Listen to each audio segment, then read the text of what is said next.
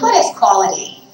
In a hotel, it might be embodied in the ambiance of the building or the professionalism of the staff. In a manufactured vehicle, it might mean it is defect-free. For a restaurant, quality could be reflected in the level of service provided or the taste of the food served. But what about hospital quality? It's taking care of not just our baby, but us as a family. And it's also communication and letting us know what's going on in the situation. People who care. Nursing staff that really cares for the patients and families. The best medical staff for my child. Great nurses! Quality is defined in your text as the ability of a product or service to meet customer needs. As you've just heard, quality in the eyes of customers may mean better performance, nicer features, and other improvements.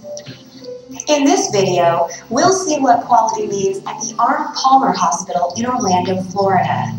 Here, delivering quality health care is top priority. Named after the golfing legend, the medical center is one of the 5 largest hospitals for women and children in the United States, with over 2,000 employees, 431 beds, and a service area covering 18 counties in the Central Florida area. Administrators know, however, that size isn't the force behind a quality patient care experience. We try to continually improve our processes and continually improve our quality initiatives. We have several process improvement teams that are divvied up between women's services, children's services, infant services, and medical staff services. And everyone that works here is involved with that to some degree or another. Everyone owns the process improvement initiative here.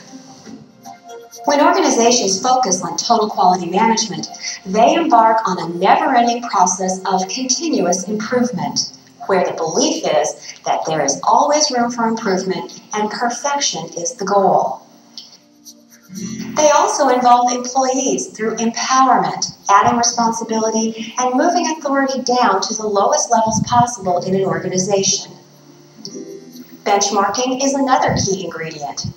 This involves selecting a demonstrated standard of products, services, costs, or practices that represent the very best performance. Let's take a look at what approaches are used at the Arnold Palmer Hospital.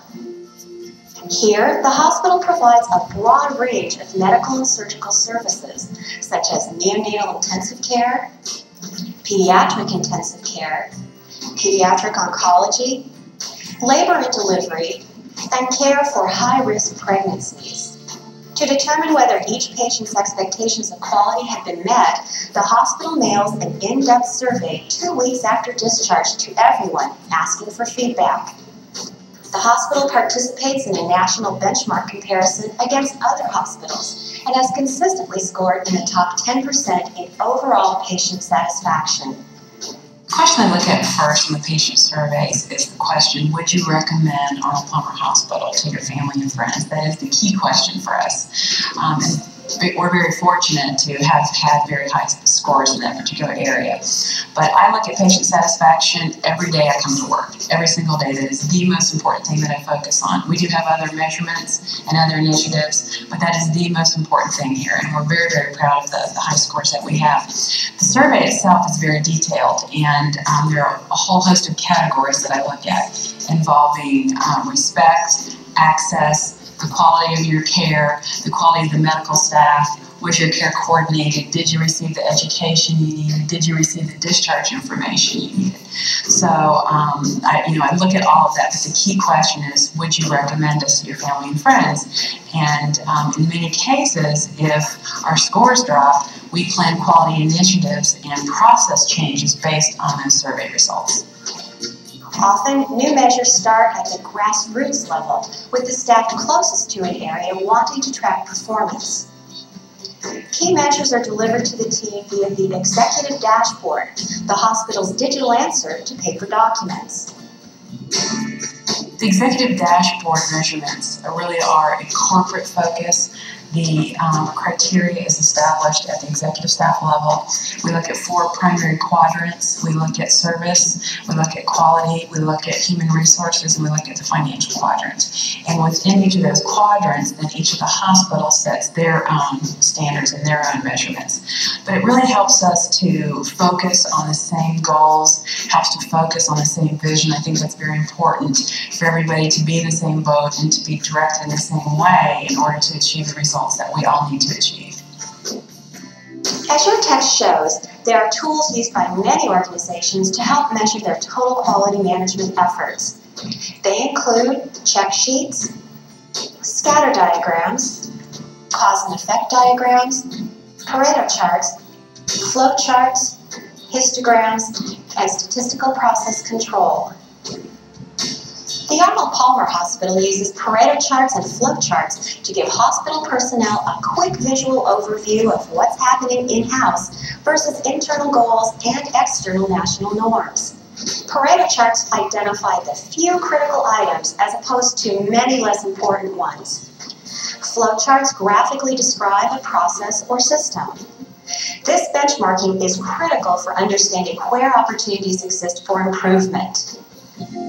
Administrators are quick to recognize that quality isn't just the responsibility of senior management. New employees are given an extensive orientation on what quality and customer satisfaction mean and their role in continuous improvement. This culture of employee empowerment gives staff the freedom and ability to quickly respond when something needs to be addressed. In fact, employees are empowered to provide gifts in value up to $200 to patients who find reason to complain about any hospital service, such as food, courtesy, responsiveness, or cleanliness. One recent response to a need identified at the grassroots level was the implementation of the hospital's 24-hour bedside call service. We pride ourselves in the customer service that we provide at Arnold Palmer Hospital. About a year and a half ago, we instituted an at your service. What we did was we put at each patient's bedside a little table card that said, if you have any questions, concerns, issues with your stay at Arnold Palmer Hospital, we'd like to hear from you. We have a cell phone that is linked to all of the administrators, and we carry this phone 24 hours a day, 7 days a week. We may get calls as easy as, can I turn on my Nickelodeon? Can you help me with food? But certainly if there are issues of concern related to the care of that patient, we want to know about it right away. Our goal is to make it right before they ever leave our facility so that they will have a long-lasting good impression of Arnold Palmer Hospital. This environment is very unique, and there aren't too many jobs that you can have that you can have such a positive impact on someone's life, and here we do that every day. And I'm so proud to say that what happens here really matters. The effort is paying off. Arnold Palmer Hospital shares performance data with the National Association for Children's Hospitals and Related Institutions, which generates rankings of thousands of members. The hospital has one of the highest survival rates of critically ill babies and is currently ranked in the top 10% nationwide in patient satisfaction. Total quality management and service organizations, like hospitals, includes 4 components we discussed in the text. 1, they're tangible. How successful was the medical treatment received? 2, the process. Were the doctors, nurses, and staff competent, reliable, courteous, and effective communicators? 3, meet expectations. Did the hospital deliver the quality of service it promised? And 4, handling problems. Did the hospital have a plan for dealing with less than perfect conditions? Arnold Palmer Hospital meets all 4 of these determinants of service quality. That's how it has earned its top national ranking.